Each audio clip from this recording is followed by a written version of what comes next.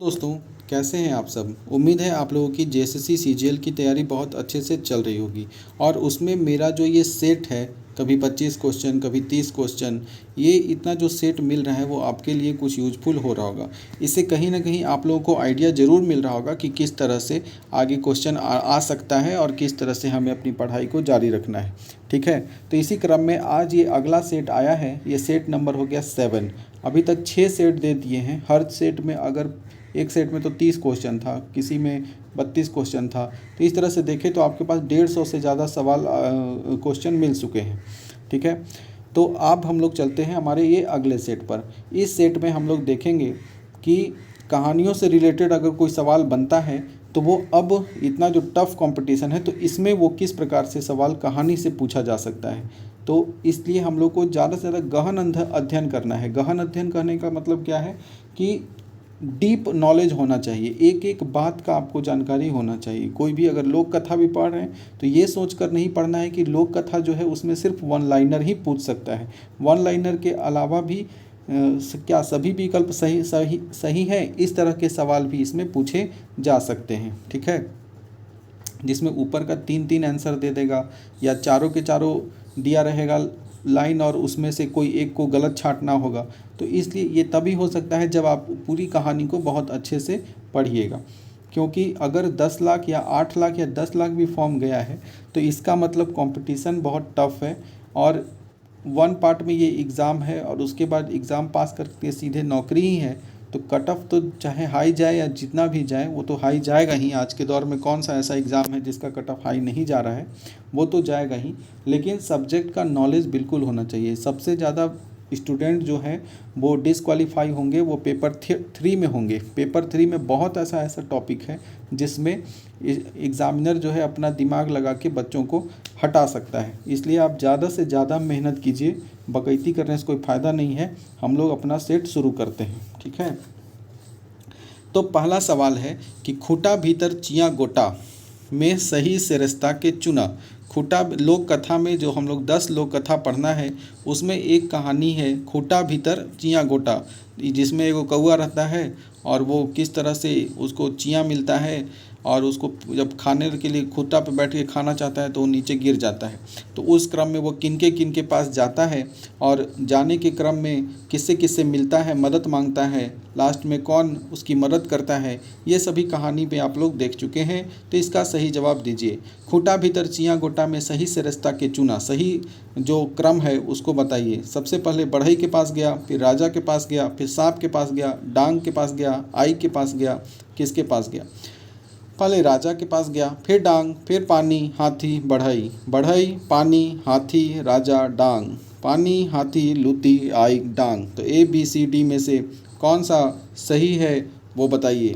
तो इसमें बोलेंगे जो सबसे पहले वो जाता है खूटा में गिर जाता है। गिरने पर वो सबसे पहले बढ़ई के पास जाता है।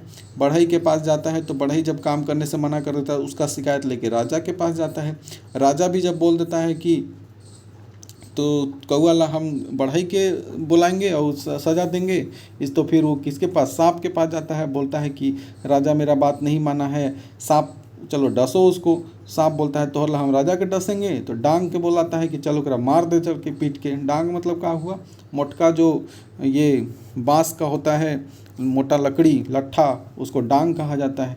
और उसके बाद फिर आई के पास चलता है कि चल चल के वो डंगवा के जला दे। ठीक है, तो इस क्रम में वो चलता है कि पहले बढ़ई के पास गया, राजा, सांप, डांग, आई। इस तरह के सवाल ज़रूर आपको बनेंगे कि सबसे क्रम में आपको सजाना रहेगा या दे दिया जाए कि कौआ किसके किसके पास जाता है। आगे चलते हैं। लुरगर बेटी, इसी के जैसा एक और है गुदपुचू रानी और कौआ। उसमें भी वो अलग अलग जगहों पर जाता है और मदद मांगता है। तो दोनों याद रखना है सही क्रम कि पहले किसके पास गया और किसके पास जा कर के मदद मांगता है। ठीक है, और किससे क्या क्या मांगता है ये भी याद रखना है। अगले क्वेश्चन पे चलते हैं हम लोग। लुरगर बेटी छुआ के संकलन करता लागे थीन। मतलब लुरगर बेटी छुआ जो हम लोग पढ़ना है उसके संकलन करता कौन है। लुरगर बेटी छुआ कहानी हम पढ़ा दिए हैं, जाके वीडियो आप देख सकते हैं। लोक कथा के सारे वीडियो देख सकते हैं। 10 के 10 लोक कथा है, शिष्ट गीत है, सारा चीज़ है वो उसमें आपको मिल जाएगा। लुरगर बेटी छुआ जो है उसके संकलन के हते एके झा का लिखे हैं। दिनेश दिन मन दीपेश दिन पेश हो गया तो दिनेश है। दिनेश दिनमणि का लिखा हुआ है। सावित्री देवी का लिखा हुआ है, या फिर अरविंद कुमार का लिखा हुआ है। लुरगर बेटी छुआ किसका लिखा हुआ है? तो बोलेंगे सर लुरगर बेटी छुआ तो एके झा जी लिखे हैं। एके झा की लिखी हुई और भी बहुत सी कहानियाँ हम लोग को पढ़ना है। एके झा ने 3 कहानी लिखा है। इसमें कितनी कहानी? 3 कहानी। तो एके झा का लिखा हुआ 3 कहानी कौन कौन है? पहला कहानी जो हम लोगों को पढ़ना है वो है गोहाइल परब। पहला कहानी कौन पढ़ना है? गोहाइल परब।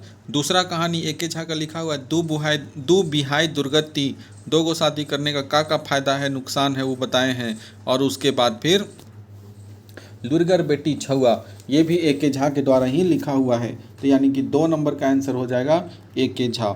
नेक्स्ट बोलेंगे लुरगर बेटी छुआ की नाम हलड़, मतलब लुरगर बेटी छुआ का नाम क्या था?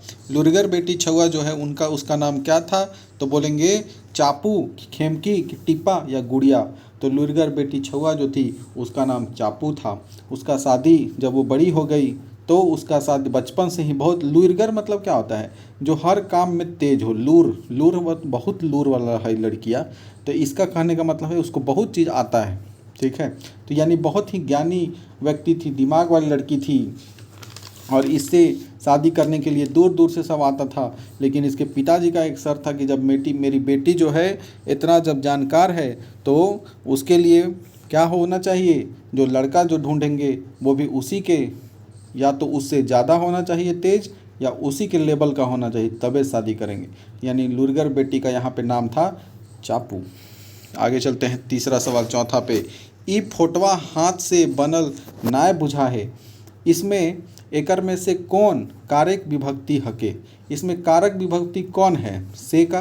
तो बोलेंगे ई फोटवा हाथ से। देखिए जब भी हम लोग किसी चीज़ को से कहने का मतलब है किसी वस्तु का इस्तेमाल करके, किसी वस्तु के हेल्प से जब हम लोग कोई काम करते हैं, जैसे मैं पेन से लिखता हूँ, वह कलम से लिखता है, वह साइकिल से चलता है। तो इस तरह की चीज़ों में अगर से आ गया, जहाँ पर आप किसी वस्तु का इस्तेमाल करके कोई काम कर रहे हैं, तो वहाँ पे वो हो जाता है करण कारक। कौन सा कारक? करण कारक, ठीक है। तो यहाँ पे आंसर हो जाएगा हमारा करण कारक। कौन सा कारक? करण कारक हो जाएगा। करण कारक कब होगा? याद रखिएगा, जब भी आप किसी चीज़ का इस्तेमाल करके कोई काम कर रहे हैं, कोई वस्तु का उसमें यूज हो रहा होगा, जैसे पेन से लिखते हैं या फिर मोबाइल से बात कर रहे हैं, तो ये सब चीज़ों में क्या होता है? करण कारक का इस्तेमाल होता है ऐसे से में। अगला चलते हैं, कौआ बढ़ई ठीन काहे गेल हलई। कौआ जो था वो बढ़ई ठीन काहे गया था? कौआ क्या करने के लिए बढ़ई ठीन गया था? काट के फाड़े लेल, करात मांगे लेल, बैसला मांगे लेल, या फिर चियाँ गोटा मांगे लेल। तो वो गया था, चियाँ तो लेके उड़िए रहा था बेचारा, लेकिन उसका चियाँ जो है खाने के क्रम में गिर गया। कहाँ? काठ यानी कि बाँस के अंदर। इस तरह से बाँस होता है, ऐसे बाँस होता है। तो ये जो बाँस है, उस बाँस में उसका क्या हो गया था? वो चियाँ गिर गया था, ठीक है। तो बाँस में जब चियाँ गिर गया तो यहाँ पे हम लोग बोलेंगे इस तरह बाँस था। अब बाँस के ऊपर वो बैठ के खा रहा था कौआ, लेकिन उसका चोंच से छूटा और बाँस तो खोखला होता है, तो नीचे उसका चियाँ जाके बाँस में अटक गया, ठीक है। तो इसी को फाड़ने के लिए बहुत कोशिश किया शुरू में, लेकिन इसी को फाड़ने के लिए जब नहीं निकाल पाया तो इसके फाड़ने के लिए वो गया था बढ़ई के पास। तो यहाँ पे इसका काट के फाड़े लेल हो जाएगा, काट के फाड़ने के लिए लेके गया था। लेकिन क्या बढ़ई उसका बात मानता है? नहीं मानता है। कौआ सबसे अंतिम ककर ठीन गेल हलई। इसी क्रम में कौआ सबसे लास्ट टाइम किसके पास गया था? तो सबसे लास्ट में वो किसके पास गया था? लूती के पास, कि पानी के पास, राजा के पास, कि आइक के पास? तो बोलेंगे कौआ सबसे लास्ट में गया था किसके पास? लूती के पास गया। तो लुतियनो मना कर दी इसको। जब लूती के पास गया तो लुतियनो मना कर दी कि ना हम नहीं करबो तोहर काम। तो जब लूती भी मना कर दी तो इसको तो अपने आन पे बात आ गया कि सर के हम इतना बड़ा और लूती जो है इतना छोट पिल्लू, ओहो हमरा नहीं कर। लूती मतलब समझ रहे हैं? लूती होता है मक्खी का जो बच्चा होता है, उसको लूती कहते हैं। अभी गर्मी के दिन में आप बैठल रहिएगा, आँख के पास बहुत सारा उड़ते उड़ते आँखों में घुसना चाहता है। अगर पीला कपड़ा पहन के बैठ जाइए फिर देखिए आपके ऊपर कितना लूती मंदरा छपा जाएगा, है कि नहीं। तो उसको लूती कहते हैं। तो लूतिये के पास गया था और उसको धमकाया कि अगर हमारा काम नहीं कर देगी तो क्या करेंगे, तुमको चबा चबा के एक के चुन चुन के बीच बीच के खाएंगे। तो डरे फिर लूती गई, फिर कैसे कैसे किसके किसके पास वापस हुआ और फिर उसका चियाँ निकला लास्ट में। फिर है कौआ सांप ठीन काहे गेल हलै। कौआ जो थी वो सांप के पास काहे लगी थी, तो कौआ सांप के पास गई थी हाथीक ढांसेक के खातिर, हाथीक ढांसेक के खातिर, बढ़ई के डांसेक के खातिर, राजा के डांसेक खातिर, या फिर लूती के डरवे के खातिर।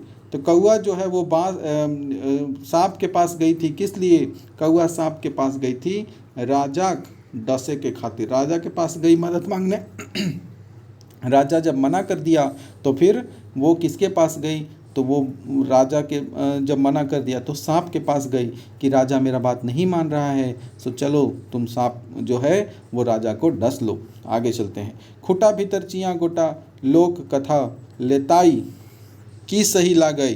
खुटा भीतर चियाँ गोटा जो लोक कथा है उसके बारे में क्या सही लगता है। चियाँ गोटा खुटा फाटल में समाय गेल हलै। चियाँ गोटा जो था मतलब चियाँ मतलब क्या था, इमली का बीज, तो उसका जो बीज था वो क्या गिर गया था, खूटा के अंदर घुस गया था। कौआ जिमरजीत जिगिस्ता के देखावल गेल है। कौआ का बहुत कोशिश का इसमें दिखाया गया है। तो इसमें बोलेंगे भैया इसमें तो दोनों बात सही है।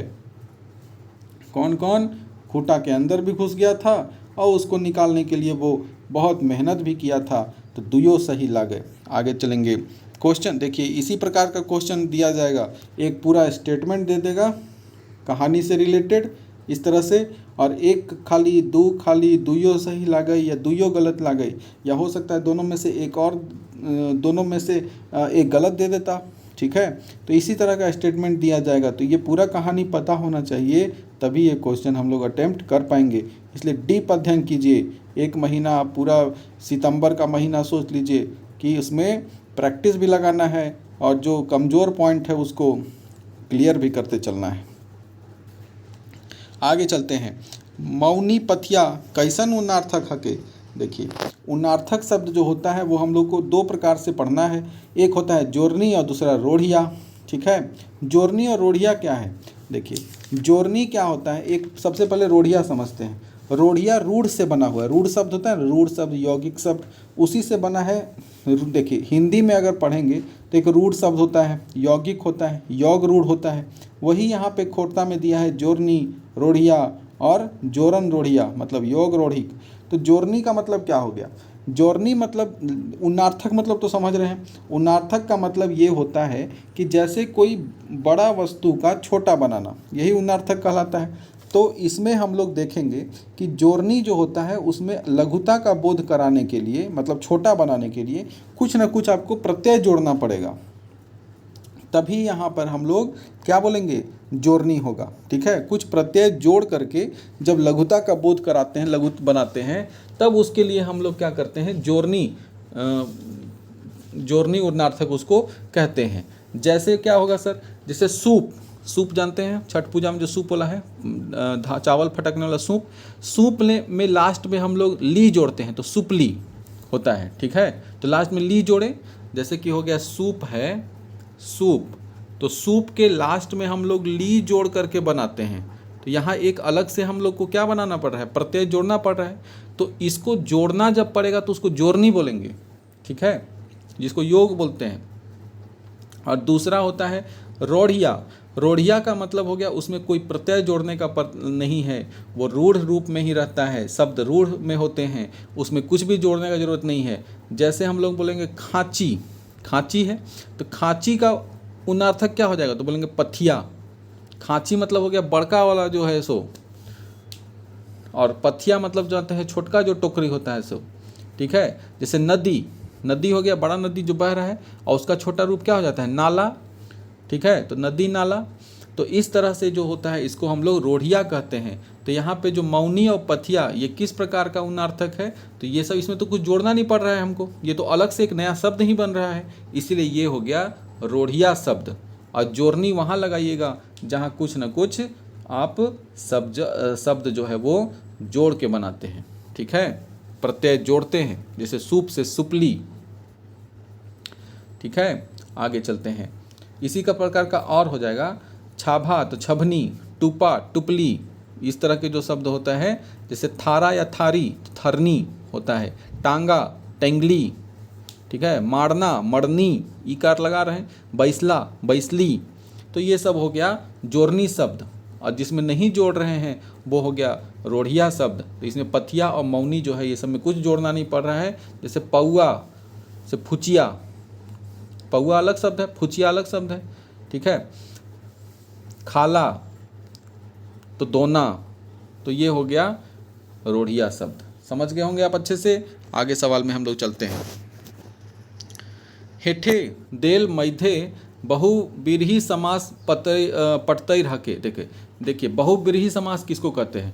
बहुब्रीहि समास उसे कहते हैं जिसमें दो अलग अलग शब्द को आपस में जोड़ते हैं और दोनों को मिलाने के बाद एक नया शब्द हमको बनता है, मतलब एक नया अर्थ निकलता है। दो अलग अलग अर्थ वाले शब्दों को मिलाएंगे और मिलाने पर एक नया अर्थ वाला जब शब्द मिलेगा तो उसको हम लोग बोलते हैं बहुब्रीहि समास। जैसे यहाँ देखेंगे लास्ट वाला जो ऑप्शन है इसका वो सही है। अब इसको समझते हैं कैसे। इसमें दो शब्द यहाँ पे देख रहे हैं, चोर और दूसरा है बाती। अब चोर का मतलब हो गया चोर, चोरी करने वाला। अब बाती मतलब दिया में जो लगाते हैं बाती सो। लेकिन अगर हम इन लोग को साथ जोड़ दे चोर बाती, तो चोर बाती का मतलब हो गया क्या चीज़? टॉर्च। ठीक है, तो यहाँ पे ये टॉर्च हो गया। तो इस तरह से दो अलग अलग शब्दों का अर्थ जिसका अलग अलग हो उसको हम आपस में मिला दें तो एक नया अर्थ वाला जब शब्द बन गया तो उसी को हम लोग बहुब्रीहि समास के रूप में जानते हैं। तो बाकी का ऑप्शन अगर देखें जैसे दुबटिया, गोड़ा धान, उसके बाद चांदमुखी, तो इस तरह के ये सब शब्द जो हैं बहुब्रीहि के नहीं हैं। आगे चलेंगे। चोर बाती जो है वो बहुब्रीहि समास है। जैसे देखिए कोई कोई कहेगा कि सर चांदमुखी में भी तो दो गो है, चांद मतलब हो गया चंद्रमा और मुखी मतलब हो गया क्या? मुंह। लेकिन अगर इसको मिलाते भी हैं तो इसका भी अर्थ तो चांदमुखी मतलब चांद जैसे चेहरे वाला ही होगा। कोई नया शब्द बना, नया अर्थ वाला शब्द बना नहीं, तो इसलिए इसको नहीं होगा। तो यहाँ पे चोर बाती हो गया आंसर। आगे चलते हैं 11 नंबर पे। लुरगर बेटी के लेतायरे कौन सही सही वाक्य हक है? लुरगर बेटी के बारे में इसमें कौन सा है? उ आडेरे का उम्र के हलय। आडेरे का मतलब बहुत ज़्यादा उम्र के थी। बिहा खातिर अमीर घर जो हलथीन। बिहा खातिर जो है वो बहुत ज़्यादा आड्रेका उम्र के हलय, मतलब आड्रेका मतलब क्या? कम उम्र के थी। और बिहा खातिर उसके माई बाप जो थे वो बहुत ज़्यादा एज का, बहुत ज़्यादा पैसा वाला आदमी खोज रहे थे। तो इसमें क्या बोलेंगे हम लोग? कौन सा सही है? क्या केवल एक सही है कि दो सही है कि एक और दो दुइयो सही है या फिर कोई सही नहीं है, दुइयो गलत है? तो वो आंड्रेका उम्र के हलय, ये तो बात सही है। कहानी अगर पढ़े होंगे तो उसमें देखे होंगे दिया है कि वो आंड्रेका उम्र के जब हलय तबे से सब कोई ओकरा खूब प्रशंसा कर रहल थी, है कि नहीं? कि कितना बढ़िया है, बड़ी लुरगर है छोड़ी, बड़ी लुरगर, एक कर ला तो लड़कों खोजला होता है इसे एकदम बढ़िया। ठीक है, तो लुरगर बेटी छुआ लिखा कौन है? तो लुरगर बेटी छुआ जो है वो लिखे हैं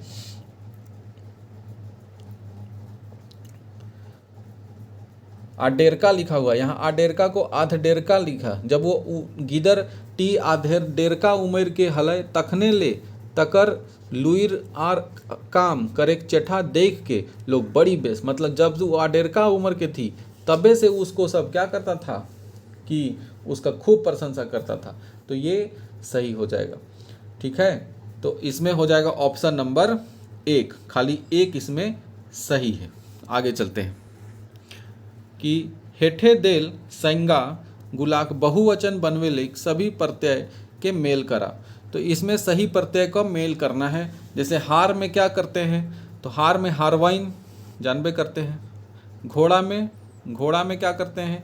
घोड़ा में घोरवाइन का प्रयोग करते हैं। ठीक है, उसके बाद फिर गरु में गरुवाइन का प्रयोग करते हैं, वाइन लगाते हैं, अइन नहीं लगाते हैं। अब मछली में मछरियाइन कहते हैं, अइन लगाते हैं। यानी इसके अनुसार ऑप्शन नंबर जो है ए जो है वो बिल्कुल सही हो जाएगा। कि हार, घोड़ा, गरु, इसको वईन प्रत्यय जोड़ के बनाएंगे। अब मछली जो है उसको अईन प्रत्यय जोड़ करके बनाते हैं बहुवचन। आगे चलते हैं हम लोग ऑप्शन नंबर 13 में, क्वेश्चन नंबर 13 में पहुंचते हैं। टेपा नदी में की बोहाइल देखल हलई, मतलब कि टेपा जो था वो नदी में क्या बहते हुए देखते आ रहा था? बीरी, काठ, केतकी फूल, पैसाक, बक्सा। तो क्या देखा था? तो बोलेंगे टेपा जो था वो नदी में एक केतकी फूल देखते हुए देखा कि बहते हुए आ रहा है। और वो केतकी फूल लेकर के चल दिया राजा के घरे। गोबर के जहाँ ढेर लगा रहता था वहाँ पे वो क्या करता था, उसको गाड़ देता था। अगला दिन फिर लेके चल जाता था और एक दिन उसका वो गोबर फूल वह गायब हो गया और वहीं से कहानी स्टार्ट हो गया। चलिए, ई करे ई केर बहुवचन बने। ई से यहाँ पे बहुवचन आपको बनाना है। ई से क्या होता है? इखिन या एखिन, या ये, इह लोग, इहे। तो आप बोलेंगे इखिन या एखिन नहीं, इसका बहुवचन ई से होता है। ई देखे तो ई लोग करता थू, तो हम लोग बोलते हैं ना बहुत सारा जब ई करता होता है। और इसी का बहुवचन जब बनाना है तो हम लोग बोलते हैं एखिन। एखिन के कमुआ दे दी कर देता थू, ठीक है। तो ई से क्या होता है? एखिन। और ऊ से क्या हो जाता है? तो जैसे ई से एखिन हुआ तो ऊ से याद रखना है कि ओखिन हो जाएगा, ठीक है। तो 15 का ऑप्शन नंबर हो जाएगा सी, ऊ से ओखिन या उखिन। तोहे, तोहे के बहुवचन हवा है। तोहे का बहुवचन क्या होता है? तो बोलेंगे तोहे का बहुवचन तोहिन कि तोहरहिन, तोहरनिन कि तोहरिन या आपने। तो तोहे का तोहिन हम लोग बनाते हैं, तोहिन सब, ठीक है। तो तोहे का बहुवचन क्या बोलेंगे? तोहे का बहुवचन बोलेंगे तोहिन। ऑप्शन नंबर हो जाएगा ए। उसके बाद हम लोग चलते हैं हाम। हाम से क्या हो जाएगा? जैसे तोहे से आप लोग तोहिन बना देते हैं, उसी तरह हाम से क्या बनाएंगे? हामिन कि हामरे कि हम लोग कि सब लोग। क्या बोलेंगे? तो हाम का बहुवचन बताइए क्या होगा? हम जो है उसका अगर बहुवचन बनाने के लिए दिया जाएगा तो हम से बना देंगे हामिन, हामिन सब। हम कर ले हलियो तो नहीं, हामिन सब कर ले हलियो, ठीक है। इस तरह से हम लोग बहुवचन बनाते हैं। तो इसका ऑप्शन नंबर हो जाएगा ए। आगे चलते हैं यहाँ पे 18 नंबर में। छोटकी के देख के बूझ गले, छोटकी की देख के बूझ गले कि ईटा सैतने कूट चाल ला गई। छोटकी जो है वो क्या देख करके समझ गई कि ई तो उसकी सैतन जो है उसी का चाल लग रहा है। तो यहाँ पे क्या हो जाएगा? तो यहाँ पे क्या देख ली थी वो? तेल मखवल मड़ुआ कि तेल मखवल गुंदली कि तेल मखवल जोंढरा या तेल मखवल कुंदा। क्या देखी कि वो उसको लगा कि ये तो उसकी जो सैतीन है, मतलब इन लोग दो गो थी ना, एगो था लड़का वो खेत उत में काम करता था, तो काम करने में उसको बड़ा दिक्कत होता था। तो ई से वो क्या किया? दो गो शादी कर लिया, ठीक है। तो दो गो जब शादी कर लिया तो फिर जब दो शादी कर लिया तो उसको सब थी, एगो घरे काम करती थी, एगो उसके साथ खेत पे जाती थी। जब खेत पे जाती थी तो एगो घरे काम धाम सब खाना पीना बनाती थी। तो दोनों में, लेकिन औरत तो जान ही रहे हैं एक दूसरे से जलनखोर होती है, तो दोनों में आपस में फिर जलन होने लगा। काहे जलन होने लगा भाई? तो छोटकी के उसका जो मर्दवा है से ज़्यादा प्यार करता था, बड़की का ध्यान नहीं देता था। तो वो क्या कर दी थी? तो इसमें हम लोग देखेंगे, कहानी नहीं देखे होंगे तो जाके वीडियो में कहानी देख लीजिए, पूरा कहानी समझाएं एकदम मज़ेदार तरीक़ा से। आप एक बार सुनना शुरू करिएगा तो रुकिएगा नहीं। तो यहाँ पे बोलेंगे तेल मखवल गुंदली। क्या था? तेल मखवल गुंदली जो था वो लगा दी थी ताकि उसका भात बने में देरी हो जाए, और फिर उसका जो जो हस्बैंड है वो आएगा तो खूब चिल्लाएगा और उसे नफरत करने लगेगा, बड़की के माने लगेगा। तो यह बड़की छोटकी एक दूसरा के नीचा दिखावे में लगल रहती थी। ककरो पेटे लाइत नाय मारे चाहिए, यहाँ पेटे में कौन कारक है? तो केकरो पेट पे लात नहीं मारना चाहिए। यहाँ जो है पेटे में, मतलब पेट में कौन सा कारक है छुपा हुआ? तो यहाँ पे बोलेंगे कौन सा कारक है? अधिकरण कारक कि कर्ता कारक कि, बोलते बोलते सांस ही अटक जा रहा है। अधिकरण कारक कि कर्ता कारक, करण कारक या आपादान कारक, कौन सा कारक है इसमें कि हम लोग बोलेंगे? तो इसमें बोलेंगे जैसे यहाँ पे देखिए, समझिए कारक क्या है। यहाँ पे है कि पेटे में, मतलब पेट में होना है, पेट पर नहीं होना है। तो अधिकरण जो होता है वो होता है में पर, अधिकरण का चिन्ह क्या है, में पर। तो यहाँ पे केकरो पेट पर लात नहीं मारना चाहिए, तो पर आ रहा है, तो पर आ रहा है, यानी कि हम लोग बोल देंगे इसमें अधिकरण कारक होगा। कौन सा कारक है, अधिकरण कारक।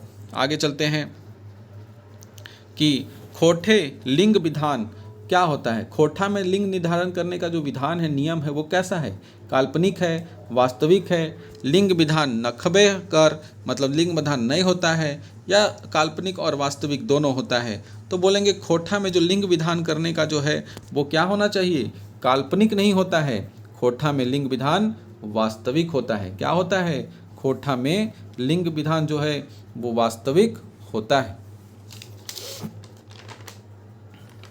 ठीक है, खोटा में लिंग विधान क्या होता है, वास्तविक होता है। आगे चलते हैं ऑप्शन नंबर 21 में। 21 में बोलेगा दू पहिला जोंढरा में दू पहिला की हके। यहाँ पे जो दू पहिला जोंढरा दिया है, इसमें दू पहिला जो बता रहा है वो क्या बता रहा है, तो दू पहिला जो है क्या बता रहा है, तो ये गुणवाची विशेषण को बता रहा है, कि संख्यावाची विशेषण को बता रहा है, कि मात्रावाचक, या मात्रा को क्या बोलते हैं, नाप जोखवाची विशेषण, और संकेतवाची को, मतलब संकेतवाचक को संकेतवाची कहते हैं, या फिर क्या कहते हैं, संकेतवाची या फिर इंगितवाची विशेषण कहते हैं। तो दू पहिला जोंढरा जो है वो क्या बता रहा है, तो देखिए दू पहिला कहने का मतलब है कि, दू पहिला कहने का मतलब है कि जो पहिला है उसकी संख्या को बता रहा है। ठीक है, विशेषण कि कितना है, दो पहिला, कितना जोड़ रहा है, तो वो दो पहिला है। ठीक है, तो इसका आंसर हो जाएगा कि ये संख्यावाचक जो विशेषण है उसको बता रहा है। क्या हो जाएगा इसमें, संख्यावाची विशेषण को बता रहा है। संख्या लगा हुआ है दो पहिला, तो वो संख्यावाचक को बताएगा। आगे चलेंगे हम लोग।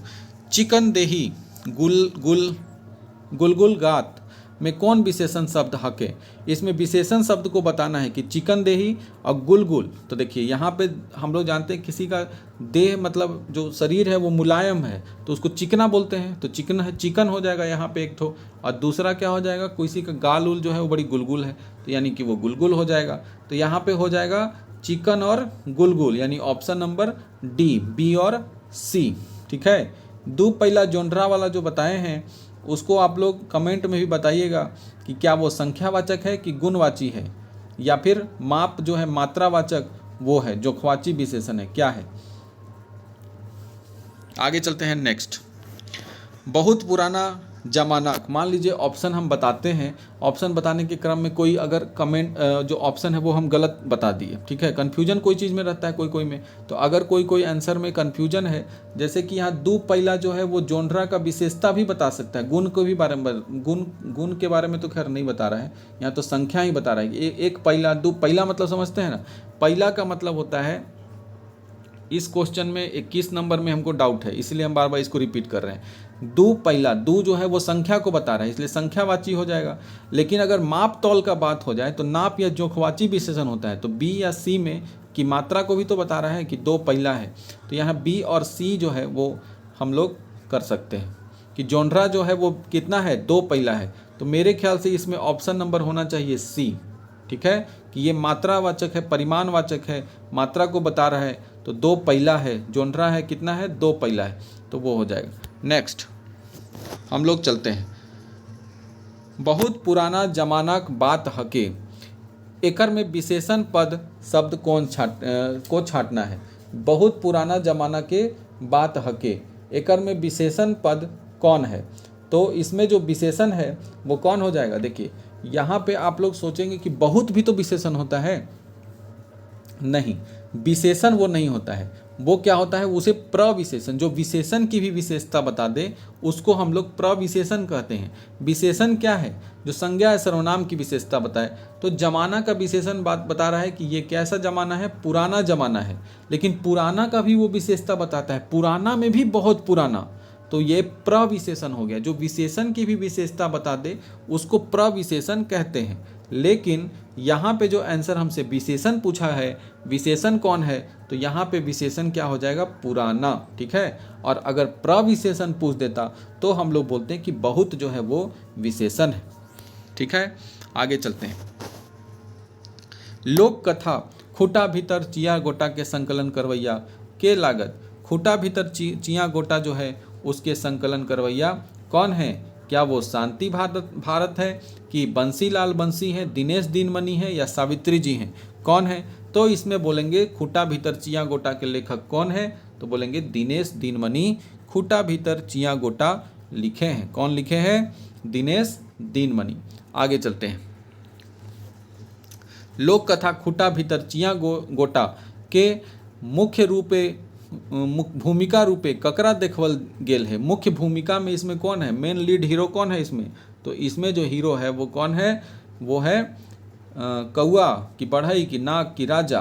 तो बोलेंगे खूटा भीतर चिया गोटा के लीड हीरो है कौआ। ठीक है, कौए ने हर खेल खेला है। चिया लाया कौआ, सब जगह गया कौआ, सबसे हेल्प मांगा कौआ, लास्ट में चिया मिला किसको? कौआ के। तो मेन हीरो कौआ है। चिया गोए कौआक में छुडर के कहाँ समाय गेले।